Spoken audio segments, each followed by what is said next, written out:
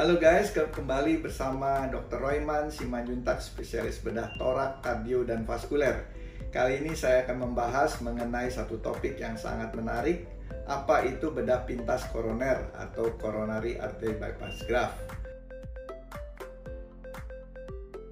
Penyakit jantung koroner atau dalam bahasa Inggris coronary artery disease. Gangguan fungsi jantung akibat otot jantung yang kekurangan darah. Lah, kok bisa ya kekurangan darah? Karena jantung itu disuplai oleh pembuluh darah koroner namanya. Itu dia keluar dari aorta, ada dua lubang ya di ostium koroner kanan dan kiri.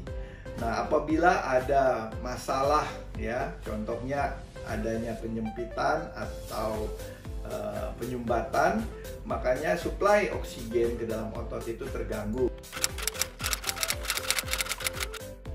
Pembuluh darah koroner itu pada manusia kita bagi tiga pembuluh darah besar. Yang pertama adalah pembuluh darah koroner kiri yang terdiri atas cabang utama kiri yang kita sebut left main artery, dan dia akan bercabang menjadi left anterior descending artery yang kita sebut LAD, dan yang berikutnya adalah pembuluh left circumflex artery, itu yang biasanya memperdarahi daerah belakang. Kalau LAD memperdarahi bagian depan atau anterior. Yang berikutnya adalah pembuluh darah koroner kanan yang kita sebut right coronary artery. Ya, dan semua itu mempunyai cabang-cabang, yang cabang-cabang itulah yang memperdarahi seluruh otot sampai tingkat kapiler, ya, pembuluh darah yang halus-halus. Ya, menurut WHO, sekitar lebih dari 17 orang yang meninggal akibat penyakit jantung per tahun. Dan berdasarkan data yang ada pada riset kesehatan dasar, yaitu yang kita sebut Riskesdas nasional, tahun 2018 menunjukkan bahwa kejadian penyakit jantung dan pembuluh darah semakin meningkat dari tahun ke tahun. Setidaknya 15 dari 1.000 orang atau sekitar 2.784.000 individu di Indonesia yang menderita penyakit jantung. Jadi penyakit jantung guys itu menjadi pembunuh nomor 1, dan yang kedua adalah stroke, ya, yang ketiga adalah cancer, baru infeksi dan kecelakaan lalu lintas. Pertama adalah yang tidak bisa dimodifikasi, yaitu contohnya umur, ya, usia pada wanita biasanya dia di atas 55, pada pria 45 tahun. Kenapa wanita usianya lebih tua daripada yang terkena penyakit jantung koroner? Karena dia ada hormon estrogen yang melindungi, sehingga setelah menopause dia akan lebih banyak terkena penyakit jantung koroner dibandingkan pria. Dan yang kedua adalah faktor turunan, yaitu penyakit jantung koroner di dalam keluarganya. Itu juga tidak bisa kita modifikasi, ya. Dan yang bisa dimodifikasi adalah seperti hipertensi, penyakit darah tinggi, yaitu apabila orang tersebut menderita penyakit tekanan darah yang melebihi dari 140 dan juga diastolik lebih dari 95. Dan yang kedua diabetes, ya, diabetes apabila pasien itu gula darah sewaktunya di atas 200 dan gula darah puasanya di atas 110 dan HbA1c-nya di atas 5,7 biasanya. Dan yang berikutnya adalah penyakit dislipidemia atau kolesterol tinggi yang biasanya mengalami peningkatan LDL di atas 115, ya, dan HDL yang kurang dari 40, ya, dan triglycerid yang mungkin tinggi di atas 130. Dan yang kurang olahraga, ya, dia tidak sehat, banyak makan yang berlemak, ya, dan stres. Stres adalah salah satu juga faktor risiko yang banyak menimbulkan penyakit jantung koroner. Dan terakhir, kebiasaan merokok.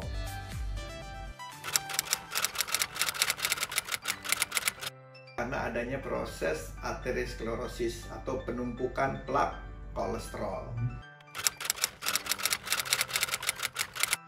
Yang pertama adalah angina pectoris stabil, yaitu biasanya pasiennya itu mengalami nyeri dada, tetapi dia masih stabil apabila pasien itu mengalami keluhan kalau dia biasanya beraktivitas. Tapi ada juga yang angina pectoris tidak stabil, ya, yang bisa disebabkan karena mungkin dia istirahat saja dia sudah mengalami keluhan, ya. Dan yang berikutnya adalah infak miokard akut, ya. Kita bagi ada yang non STEMI, artinya tidak ada gangguan elevasi daripada EKG-nya, dan yang STEMI adanya gambaran kelainan di EKG-nya. Dan yang terakhir, kita sering juga menemukan silent myocard ischemic atau yang asimptomatik, tetapi ternyata pasien itu sudah ada keluhan serangan jantung, tetapi dia tidak merasakannya. Ada beberapa gejala yang mungkin bisa kita sebut gejala yang tidak khas, ya, tetapi ada juga yang khas, yaitu nyeri pada dada, ya, yang lokasinya di dada bagian kiri. Kita ketahui, ya, sering orang mengatakan karena jantung itu berada di sebelah kiri, ada nyeri di dada kiri, dapat menjalar sampai leher, ya, bahu, ya, sampai punggung dan ulu hati, dan bahkan pergelangan tangan sampai di jari-jari. Dan yang berikutnya, nyeri yang juga bisa terasa seperti sensasi ditekan, ditindih oleh benda berat. Rasa terbakar, rasa diremas, ditusuk-tusuk, diiris, atau rasa tercekik, ya, sampai juga ada gejala keringat dingin, sesak nafas, ya, nafas pendek, serta pasiennya tampak pucat. Ya, menurut WHO, cara untuk mendiagnosa seseorang mempunyai penyakit jantung koroner itu bila ditegakkan ada dari 3 indikator, ada 2 yang positif. Yang pertama, yang pasti adanya ditemukan gejala, ya, yang identik dengan penyakit jantung koroner yang sudah saya bahas. Dan yang kedua, peningkatan kadar enzim jantung seperti CK, CKMB, dan troponin T atau I.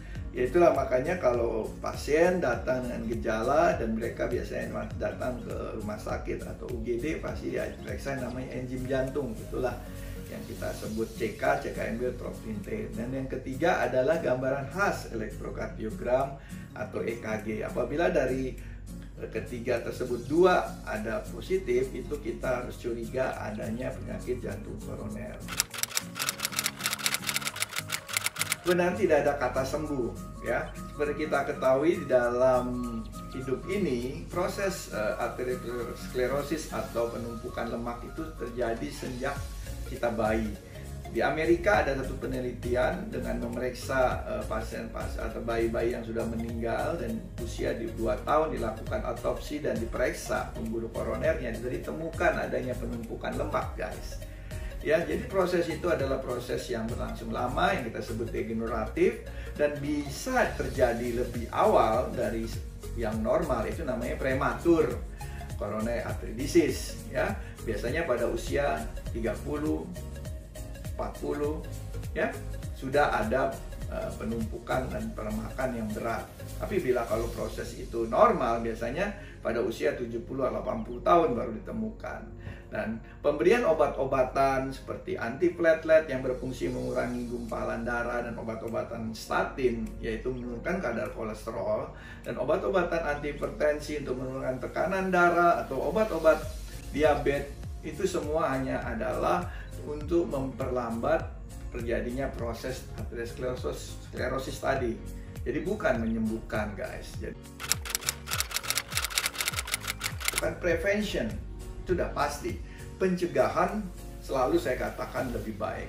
Kita bagi 2 antara primary prevention dan secondary prevention. Apa itu primary prevention, guys? Primary prevention apabila pasien itu belum mengalami gangguan atau baik itu dia serangan jantung, dipasang ring atau di bypass. Nah, jadi pasien itu masih dalam kondisi pembuluh darahnya, penyumbatannya belum parah atau masih minimal atau belum ada. Kita lakukan pencegahan. Tapi ada juga yang kita sebut secondary prevention apabila dia sudah mengalami tindakan seperti terpasang ring, bypass, ya, atau serangan jantung. Cincin itu sangat halus dan sangat kecil ya, ukurannya paling kecil itu 2 mili ya, bisa ya, dan paling besar sekitar 4,5 mili ya. Jadi pembuluh darah koroner itu memang bukannya ukurannya sebesar ini ya, dia lebih kecil ya, 2,5 mili, 4 mili ya. Nah, kalau kita lihat seperti ini ada penumpukan guys ya. Kalau bisa kita lihat penumpukan, dan penumpukan itu adalah yang menyebabkan terjadinya sumbatan. Yang biasanya pada kasus-kasus penyumbatannya lebih dari 70% yang menyebabkan gejala. Dan kita lakukan pertama yang kita sebut balloning dulu. Kita kembangkan balon ya, balonnya jadi mengembang, pembuluh darahnya akan melebar, dan setelah itu kita bisa masukkan satu kateter lagi yang di dalamnya ada ring, dan ring itu di dalamnya ada balon, dan balon itu kita kembangkan dan dia akan melebar dan akan menyangga pembuluh tersebut ya, sehingga pembuluh darah tersebut melebar. Itu yang kita sebut pemasangan cincin atau ring ya. Nah, ring itu sendiri memang suatu tindakan yang sangat simple ya, bukan simple ya, memang beresiko juga, tetapi dia bukan operasi. Biasanya dipasang selang plastik kecil di sini berukuran 2 mili atau 2 mili ya, sampai 3 mili kita masukkan di arteri radialis sini, dan dia akan berjalan terus sampai ke jantung, atau di lipat paha di arteri femoralis ya. Namanya stent implantasi itu kita bagi dua, ada yang bare metal stent yang memang stent ya, stainless steel ini, atau yang drug eluting stent yang memang stent itu dilapis obat ya, seperti ini ya.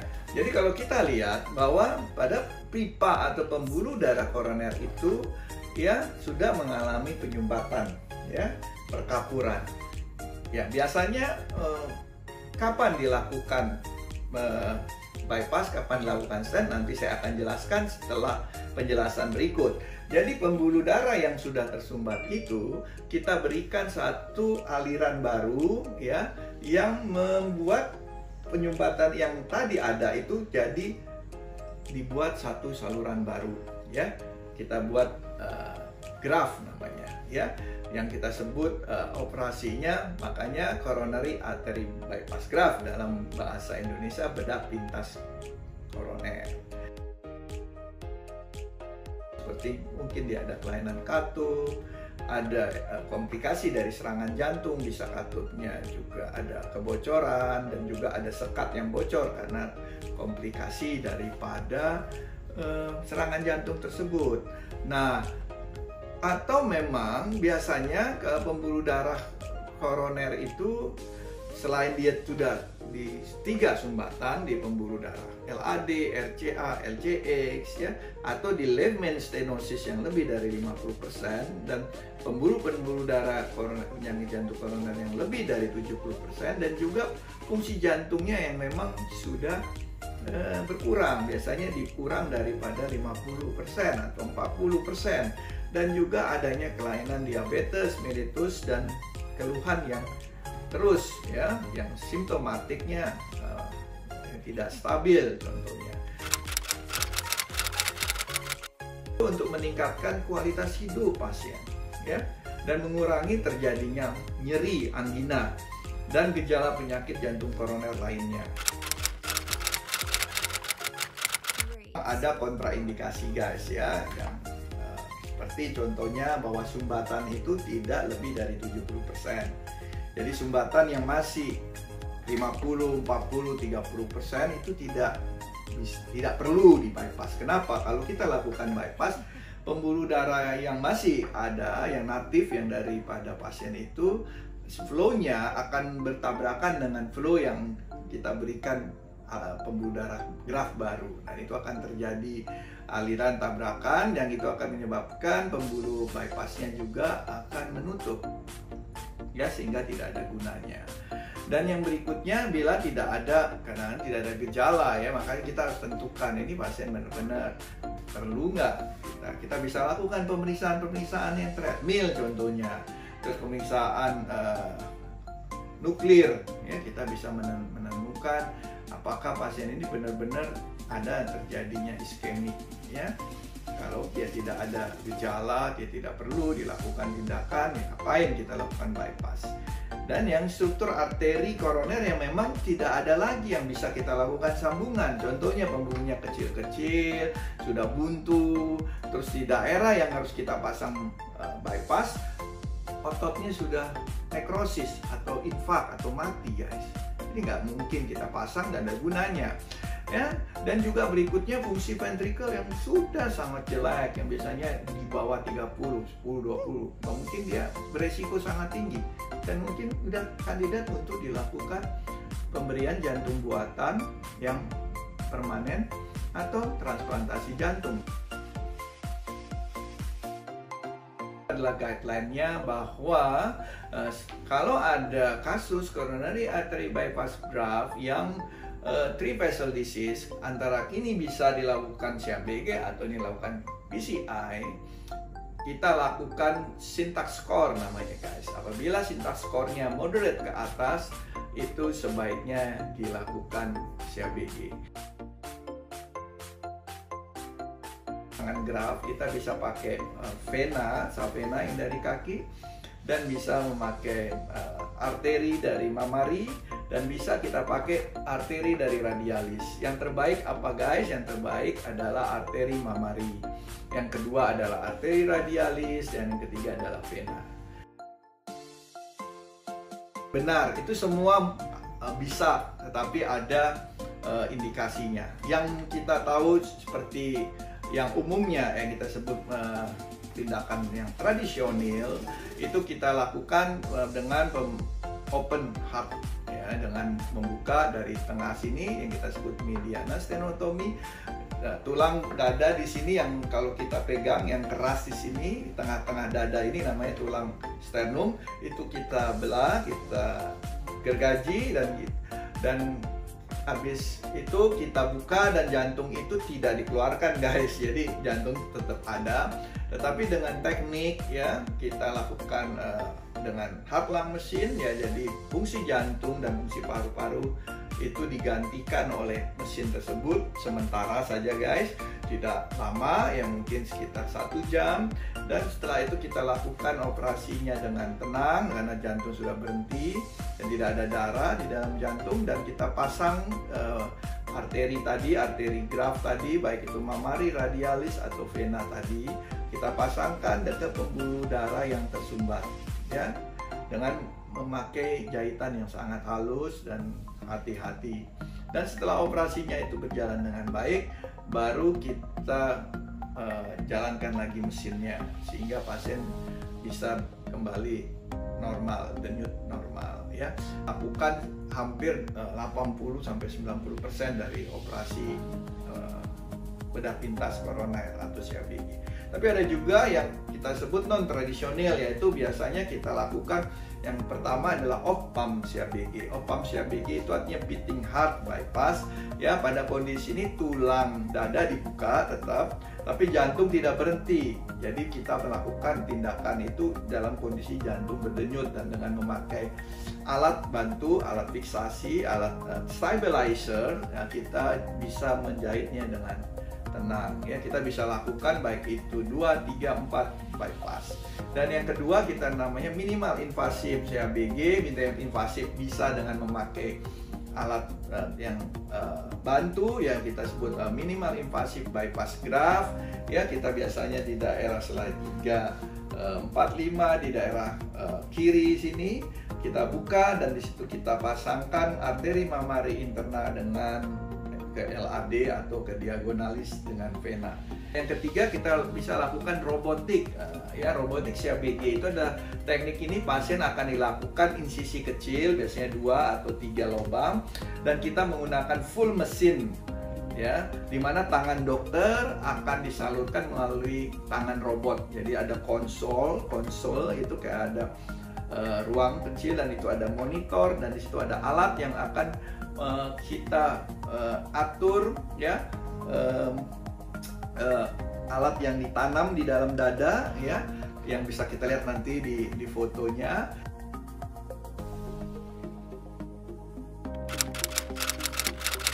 Itu biasanya kita lakukan pemeriksaan EKG. Ya, alat ini berfungsi untuk merekam aktivitas listrik jantung. Memang kepekaannya tidak sebaik, ya, mungkin sekitar 50-60% banyak yang negatif palsu. Jadi artinya pasiennya sebenarnya positif, tapi di EKG tidak ketahuan. Yang berikutnya kita bisa lakukan stress test dengan treadmill, melihat kerja jantung saat pasien melakukan aktivitas.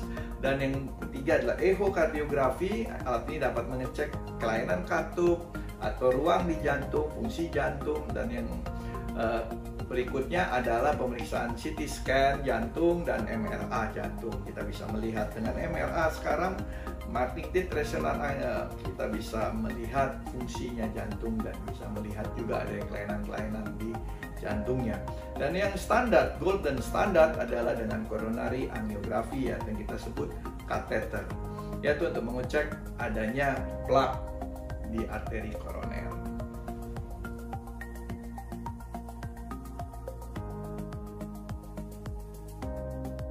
Dari riset dari puluhan tahun yang lalu memang dikatakan bahwa arteri mama ya interna itu adalah yang paling baik. Patency rate, artinya pembuluh darah mamari arteri itu tetap baik, itu di angka 90, di atas 90% setelah 10 tahun. Ini jelas signifikan berkurang, ya, bahkan tidak ada. Banyak pasien saya setelah 6 bulan bypass dia bisa hidup normal, bisa melakukan olahraga lagi, bisa kerja lagi, ya, bisa nyetir dan bisa melakukan kegiatan-kegiatan seperti sedia kala. Oke, memang secara umum bahwa orang tua itu mempunyai fungsi-fungsi organ yang menurun. Tetapi dari penelitian yang kita lihat, kita baca bahwa pasien-pasien elderly atau yang lebih tua itu menunjukkan bahwa tidak terlalu ada perbedaan signifikan yang mencolok, yang meningkatnya resiko pada prosedur CABG dibandingkan dengan yang usia 50-an tahun, ya. Jadi tidak usah takut, ya. Usia tidak selamanya menjadi masalah, dan kebagian besar juga tidak menjadi kontraindikasi atau hambatan untuk dilakukannya CABG.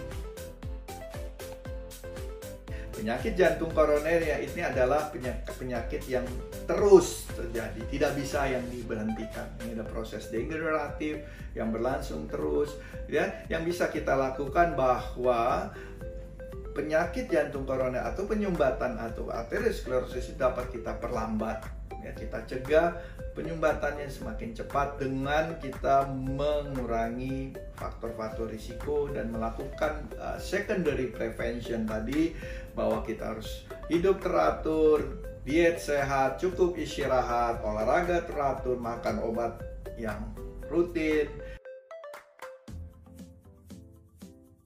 Memang kita lakukan CABG itu bisa yang kita lakukan urgent CABG atau emergency CABG. Ya, itu yang bisa kita lakukan harus dalam waktu segera. Contohnya pasien dalam kondisi darurat datang dengan serangan jantung, ya, yang membuat fungsi-fungsi jantungnya menurun, ya. Kondisi pasien itu juga mengalami ketidakstabilan, ya, dan atau sudah dilakukan tindakan PCI tapi tetap gagal, atau pasien itu mengalami ketidakstabilan, atau adanya tanda-tanda iskemik yang berulang, ya, yang berlangsung terus walaupun kita sudah lakukan obat-obatan yang semaksimal mungkin, atau adanya komplikasi dari tindakan kateter, pemasangan cincin, atau adanya tiba-tiba disebut shock kardiogenik, atau tiba-tiba turun atau EKG-nya tiba-tiba berubah, terjadinya VTVF, itu kita bisa lakukan segera tindakan CABG emergency, walaupun resikonya yang pasti bisa lebih besar dari yang elektif atau terencana. Seperti saya jelaskan bahwa proses pemulihan itu sangat tergantung daripada disiplin pasien. Yang pertama bahwa kita tahu bahwa operasi namanya juga ada luka, ya. Jadi luka, perawatan luka itu sangat penting. Kita cegah infeksi luka yang bisa terjadi karena kita tidak bersih, kita tidak merawat luka dengan baik. Untuk itu bahwa sebelum luka itu benar-benar dinyatakan sembuh atau kering, tidak boleh kena air atau melakukan kegiatan-kegiatan, ya contohnya berenang. Dan juga olahraga itu ada tahapannya. Jadi makanya kita ketahui di rehabilitasi medis atau rehabilitasi pasca bedah jantung itu kita bagi ada fase 1. Selama 2 seminggu di rumah sakit, dia bisa melakukan kegiatan ringan, jalan, naik tangga, naik sepeda. Atau yang berikutnya ada fase kedua, yaitu fase setelah dari rumah sakit, itu bisa berlangsung sampai 3-6 bulan. Dan itu dilakukan bisa di rumah, bisa di rumah sakit. Biasanya 2-3 kali seminggu datang ke rumah sakit untuk latihan. Dan yang fase ketiga adalah fase jangka panjang. Nah, semua fase pemulihan ini harus dijalani oleh pasien supaya hasilnya optimal. Oke guys, sudah cukup panjang penjelasan saya mengenai bedah pintas koroner atau coronary artery bypass graft. Semoga bermanfaat dan saya harapkan pertanyaan-pertanyaan yang sudah diajukan sebagian besar sudah saya jawab. Semoga bermanfaat dan mohon maaf bila ada kesalahan. Bila ada kekurangan dari jawaban saya, bisa tetap kita bahas di komen-komen di YouTube channel saya.